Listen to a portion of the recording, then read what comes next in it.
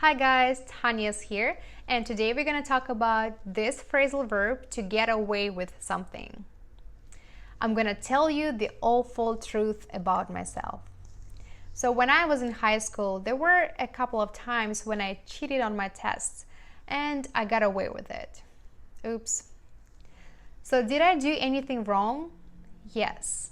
It wasn't a good thing to cheat on your tests, right? Did I get caught? No. So to get away with something means not get caught or punished when you've done something bad, something wrong. You will never get away with this. Get away with what? And two more examples. She thought she could get away with cheating on her taxes. Children always get away with a lot of stuff, especially in the early years. Alright guys, now it's your time to confess. Have you ever gotten away with anything? Let me know in the comments below.